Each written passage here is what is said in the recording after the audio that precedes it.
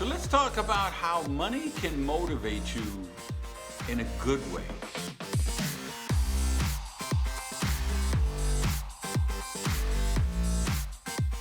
Hey guys, welcome to another episode of Prosperity TV. I'm coming to you as usual from my place in Miami. And I'm not even sure what I'm gonna title this episode. Because I've always said I'm not motivated by money any longer. But there certainly was a time in my life when I was motivated by money. And I think I went through stages of that. And I used money to motivate me in a positive way.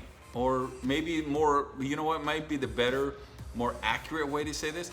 I used my lack of money. I used the fact that I didn't have money to motivate me in a positive way that caused me to get money, to become wealthy, but of course, more importantly, to do the work I had to do as a human being along the way to make that reality come true. I was thinking about this because I put up a Throwback Thursday pic on Instagram. Check my Instagram account or my blog last week. This week, depending when you see it. If you see this, no, it'll be last week when you see it. You'll see it out. It comes out on Monday. And so it was this picture when I was this buck-toothed kid with the when my mom would put a bowl on my head and cut around the bowl for the bangs, and I had the hand-me-down clothes from my older brother Jay, and I hated being poor. And just looking at that picture brought back those memories. And so I think, so I just was always jealous. Other kids, you know, they had their own bedroom. These rich kids, and they were rich to me because they had their own bedroom. They had a house, their family had a house, right? So I was sharing a room with my brother, and my sister was sharing a bedroom with my mother, and the four of us were sharing one little bathroom in this apartment on Allied Drive. And I hated being poor. And these other kids had their own bedrooms, and they had new Schwinn 10-speed bicycles, and their families went on vacation. And my mom was selling Avon all day, every day to raise 3 kids by herself. And so I think my stage one of motivation was revenge, right? I wanted to become wealthy so I could throw it in the face of all these kids who had money when I didn't. And it wasn't just when I was a kid. I still felt this way when I was 20 years old and 25 years old. I was broke for the first 30 years of my life. So I think that wasn't necessarily a healthy motivation, but I made it healthy. I mean, I made it something to drive me, and it did drive me. And then I got to stage 2. You know, I'd always said I will be a millionaire by the time I'm 35 years old. And I did. I became a millionaire at 35 years old. I made my first million. And so I went to stage 2, which I think is the baller stage, right? So I was collecting exotic sports cars and $50,000 watches, and you know, going to all the cool places and doing all the cool things. And you know, and I wish everyone could experience that, because I don't think it's the smartest way to first become wealthy, and it's certainly not the prudent way to manage money. But it's just nice to be able to do things without having to worry about the money thing. And I was able to do that. And then I think stage 3 is when you're motivated, like, okay, this could all go away tomorrow. How do I do this? How do I learn financial literacy? How do I learn to become a good custodian of wealth?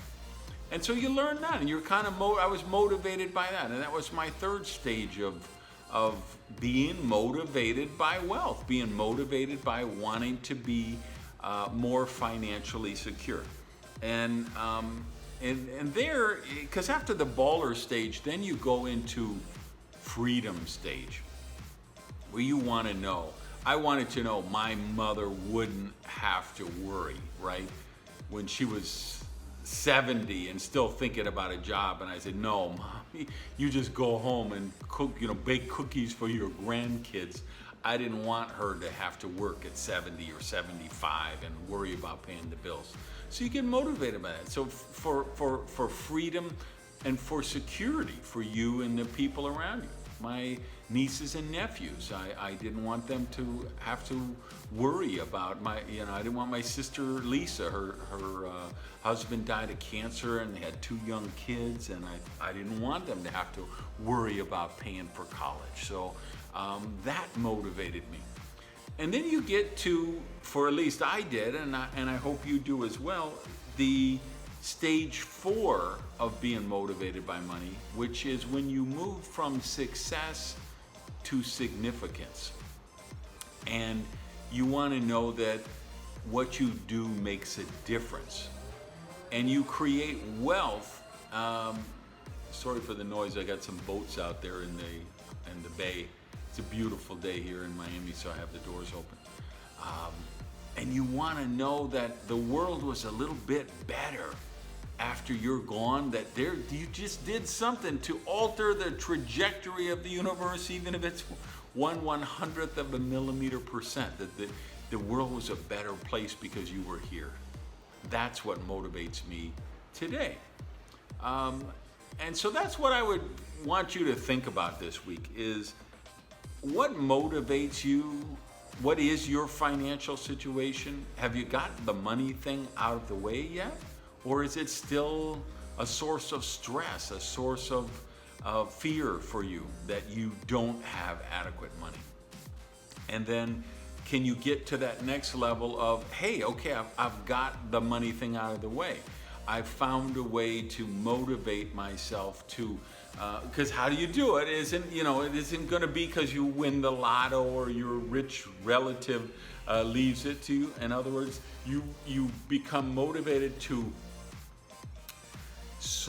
find a way to solve problems, add value, see possibilities. You create value, and you know that when you create enough value, the universe is going to reward you for that, and that you can't outgive the universe. And then hopefully you get to, and you can enjoy the baller stage for a while and just do stupid things with money for a little bit and just enjoy it and celebrate it. And then you become financially literate, and then you get to stage 4, and it's about significance. So that's how it worked for me. I found a way to take that frustration and that anger, and it was jealousy, right? I was jealous of those other kids, jealous of the people with money, but I found a way to turn it to my advantage, to let it drive me to become successful, and that's what I wish for you. So I'd love to hear what you think about it. Get down below if you're listening if you're watching me on YouTube on the Prosperity TV channel, please get down in the comments and share your thoughts. And if you're listening to this on the podcast, hit me up on Twitter and let me know what's up. So, you know the deal. Go out and have an amazing day. Love you guys. Peace.